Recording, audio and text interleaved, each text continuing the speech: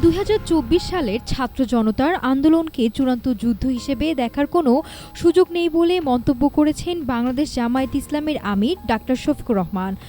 রাজধানীর কাকরাইলে আইডিইবি মিলনায়তনে সিরাতুন নবী সাল্লাল্লাহু আলাইহি ওয়াসাল্লাম সেমিনারে তিনি বলেন, এটি ছিল মূল যুদ্ধের মহড়া মাত্র। বক্তব্যে অন্তর্বর্তীকালীন সরকারের সমালোচনা করে জামায়াত আমির দাবি করেন, দীর্ঘদিনের জমা হওয়া ফ্যাসিবাদের আবর্জনা পরিষ্কার না হয়ে বরং আরও বেড়েছে। বর্তমান সরকারও আগের সরকারের পথেই হাঁটছে বলে অভিযোগ করেন তিনি।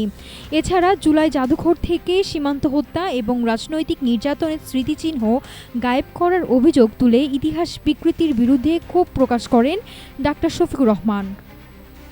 তিনি বলেন, বিশেষ একটি দেশ ও রাষ্ট্রকে খুশি করার জন্য জাদুঘরের অনেক উপাদান গায়েব করে দেয়া হয়েছে। শিবিরের তৎকালীন সভাপতি দেলওয়ার হোসেনের ওপর নির্যাতনের স্মৃতিচিহ্নও সরিয়ে ফেলা হয়েছে।